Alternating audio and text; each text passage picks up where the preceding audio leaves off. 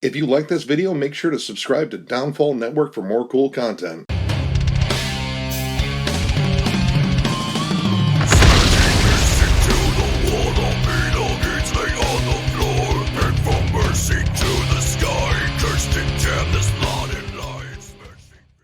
What's up, everybody? Thralls of Metal here. I am Jammin Jon. I'm Shredlord Rin. And we are here bringing you yet another album review. This time we are going to review the new one from DevilDriver, Dealing with Demons 1. It is the first Dealing with Demons. There will be a second Dealing with Demons later, but this is the first. They will deal with more demons at a later time. This album came out on Friday, October the 2nd, 2020. This is the band's 9th album release, and their 4th album release on Napalm Records. Now, those of you who have no idea who DevilDriver is at this point in the game, I don't see why you wouldn't, but if you don't know, it features Dez Fafara.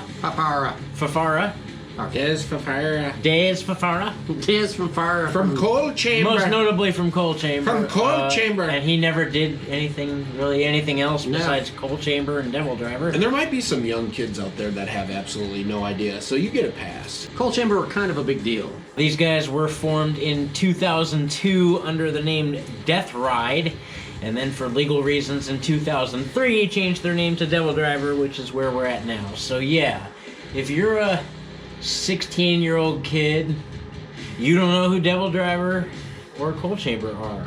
Because we knew who Coal Chamber was when we were 16. Because I saw their drummer pass out on stage in a puddle of his own puke. It's true. Yep. And it's special moments like that he'll never forget.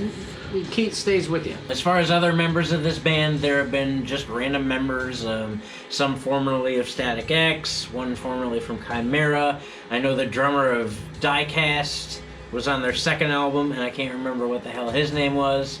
How you doing, brother? I guess we'll just dive right into it with the first song, Keep Away From Me. Which is a good anthem for this year. The first track, Keep Away From Me, starts out rather ambient, kind of creepy, spooky, a bit doomy, but then the song kicks in right away. Into a tremolo picking madness riff to start off the song. Got a kind of a Gojira vibe. Yeah. Got a really Gojira vibe, kind of around like From Mars to Sirius, early Way of All Gojira. Flesh era. The riffs are solid.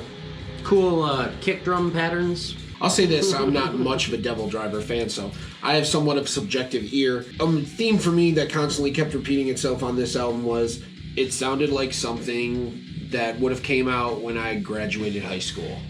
Like, it had a early 2000s new metal kind of vibe. Yep. For sure. Yep, that's what I would say. The new American wave of heavy metal. Sure, whatever you need to call it, but it's basically new metal. However, this was done with more of a darker edge. It was, there were some new metal, a lot of new metal. I think Coal Chamber was more new metal. I think if DevilDriver was anything, it was groove metal. Okay. They're in the class of your Lamb of God, your Chimeras. Yeah, man, Shadows, Fallish, that class. Not necessarily that sound, but that class. It would have been a band from that era. So, like, Soulfly, a lot of, They're very Roadrunner-ish. Very meat and potatoes. Nothing overtly flashy, solid. They do have a good melodic sense, however, sometimes, a lot of times for me, the hooks just weren't strong enough. No. Many of songs I found that I enjoyed the riffs more than I enjoyed the hooks. Like the song structures are all very similar. The way they all flow, it's all verse, chorus, bridge, breakdown, solo. Like they jam all those three together and then they go back to the chorus and out. All the songs are about 4.5 minutes long. Yeah, every song is very similar in length. Get to the point and we're done. I mean, kind of like a Lamb of God album. Like pretty much, yeah. I mean, it's 4 or 5 minutes, nothing too flashy. A Lamb of God album, for me at least, is a much more interesting listen, I think. Well, right, because there's more than one lead section. There's more intricacies. I will say, in the though, riffs. they had some pretty cool leads going on in this album.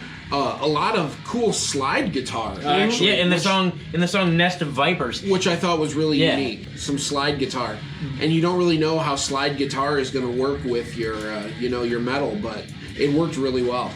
But I will say too that this song also could probably be on the radio. In fact, a lot of songs on this album reminded me of things that might be radio friendly. Like they're trying, like they're experimenting to see if they can make some money. If the radio allowed aggressive vocals, there's only one song, and pretty much the only song in Dez's career where he uses a lot of clean vocals. Which I think is the best song on the album. Right, the song "Wishing," which is really interesting. It's the verses are clean, but there's like, I don't want to say overproduction, but there's like this mono echo.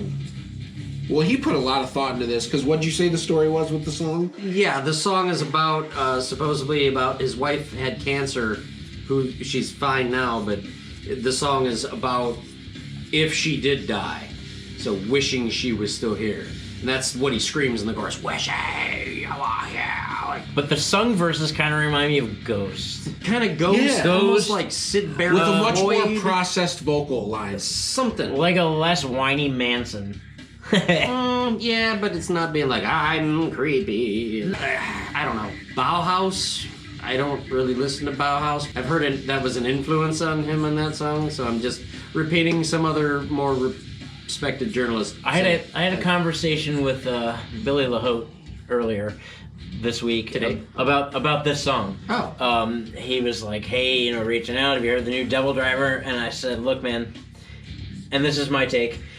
Look, man, like this late in the game, if you've never tried singing on an album, don't put it in now. Like I really, a lot of bands seem to be experiment with sing-songy, and I've never heard Dez do anything except scream. And the vocals were all right; they were on key at least. But Dez is, I don't want to say a one-trick pony. He's like a 2.5-trick pony. He's got a very structured box that he screams in. He's a screamer. And it's good. He's got a good Fry scream. Just aggressive, fast cadence. Not so much Cold Chamber days, but the DevilDriver stuff. The only reason I think he might be trying new stuff is some of us old grizzled metalheads.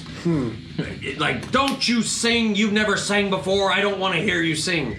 Well, Randy Bly started singing about 2 Lamb of God albums ago and just peppered it in a little bit, and we're like, oh, okay, well, he kind of sang, that's kind of cool. Like, but it was very off-putting at first. It was like, what the farfin' Dugan are you doing, sir? It's not that good, though. Let's be honest. Well, because they're screamers. They're screamers first, and somebody like Phil Anselmo, who is like a Rob Halford type singer, learned how Believe to it or scream. not, before he shredded his voice with drugs, he could belt it out with the best of them, man. His Marlboros is what he shredded his voice on. But if you're brought up as a screamer and that's your bread and butter, and then one day probably in your car banging on your steering wheel, you're like, hey, I can kind of sing a little bit. Let's see what the guys think about it. And then, well, it's good, but let's turn the reverb up and let's turn your delay up and add a little bit of effect to cover the fact that we're not going to hit all those I'm notes. singing a little bit. Yeah, it sounds great. Let's just pepper it in, and maybe the next album there'll be 2 songs. And then, maybe 5 albums from now you'll sound like Papa Roach. I don't know. Probably not. There was an Ozfest where the drummer of Papa Roach stuck a drumstick into his asshole. That's true. Saw it. What? Yeah. Yeah, Ozfest. You saw it? Ozfest in 98? Who's 99? drummer? Papa Roach. Put a drumstick up his ass? Yeah. Into his asshole. Yeah. While he was on stage, he stood up. I don't know if it went in his asshole. It was definitely in his ass crack. He might have put it in his It asshole. might have went in. Just a tip. Don't know. Nylon tip. That's an interesting Papa Roach fact. On the song You Give Me a Reason to Drink, which is kind of a cool song title, actually Dez's son Simon sings some backups on it, which is kind of cool. It's like Max Cavalera having his kids, all 10 of them, play on his albums. Hey, man. It's kind of cool, You got to get in the family business. Yeah, exactly. Like, How else are these guys going to Boom! nurture Watch their it kids? go. I'm not going to be able to scream forever. Someone's gonna have to do it. Chris Barnes. And then there's the song The Damned Don't Cry, and coincidentally, neither do girls when they're dead. Isn't that right, Chris Barnes? They don't scream. They don't scream when they're dead. The verse riff in this song is actually pretty cool. It's the best part of the song. Yeah. Without The a chorus is kind of The chorus is a little lackluster to me. I could use more of the verse. Yeah, the chorus is kind of hokey, but the riff in the verses is really pretty cool, and it's actually layered a little bit. There's a little bit of like dissonant harmony going on in the background of that riff. And the lead part's really cool. Drum syncopation, weird times. This is the bridge breakdown lead section. Bridge breakdown. I like the Yes. the bridge breakdown lead. The bridge breakdown lead. In a 4-minute song, 4.5-minute song. It was very cool. Yeah. I do like that part of the song as well. More cool slide solo. Yeah. Yep. Yeah, they busted that Bringing slide back out the 2 or 3 slide. times. Bringing back the Musically, slide. they're experimenting as well, so I guess I can see why you're singing. They're definitely experimenting. I think they played this record a little too safe, but Who knows what part 2 holds? I like the last song on this album too. Scars Me Forever. Yeah. It has a very somber intro, like Atmosphere. no drums, very ambient. I think there might even be some strings in there. Maybe. It sounds very. It's very sad. With the EBO, maybe it was an EBO, maybe that's what the string sound was. The riffs are pretty jamming. Again, it comes back to a little bit of Gojira sound. Yeah, the song was well layered. Still very meat and potatoes, but this time the taters were crisp out of the air fryer, and the meat was this nice, healthy, medium rare. They were tater tots. Yes. So definitely not a bad way to close an album. I give this record a 3. What did you say earlier about DevilDriver? Not to be mean, but it's like almost background metal. It's like I've never heard a DevilDriver song. I was like, that's awful. Turn that off. Well, no, it was more like if you like DevilDriver already, then you're probably going to like this. If you didn't like DevilDriver, this isn't really going to help you out. Absolutely. To me, it sounded like they were playing it kind of safe, but I mean, what are the rules for writing records when you're on your 9th album? You're like, you got to try something different, right? Hence the clean vocals on one Yeah, side. hence the clean vocals. Again, I'm not the world's biggest DevilDriver fan either. I think I was more of a fan of Coal Chamber's first album than I was The great most record. of DevilDriver's career. Great article. But, that's just me. If anything, this hits a growing up point for me with metal, so that's what I got. 3 stars. It's alright. I also give this 3 out of 5. DevilDriver is not my normal cup of tea. However, it was very well produced. The songs, while short, were simple, still well constructed and to the point. They had everything you could want. They had a good riff. They had good hooks. They had good vocals. So, all in all, solid 3 out of 5. No real complaints here. I think if you're a fan of this band and of this genre, this is going to be an album that you will 100% get yourself into. I'm also going to give this a solid, down the middle, 3 out of 5. It is meat and potatoes, but it's little sea salt, little cracked black pepper on that meat. We'll fry that sumbitch up in some butter, maybe a little garlic piece. Some bitch. And the potatoes, yeah, throw a little dried parsley in there, make it look pretty. What's the green bits? It's spice, bitch. Dez he's a screamer, and he's a solid screamer.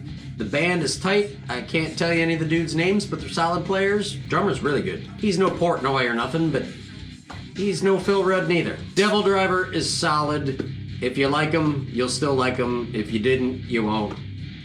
Such is life. Such is life. Deal with it. Maybe get a tattoo on your lip. So, if you like what you saw, please hit that like button and subscribe, and then the little notification bell that lets you know when more videos come out that we do, because we do stuff like this literally all the time. You guys take care. Take care.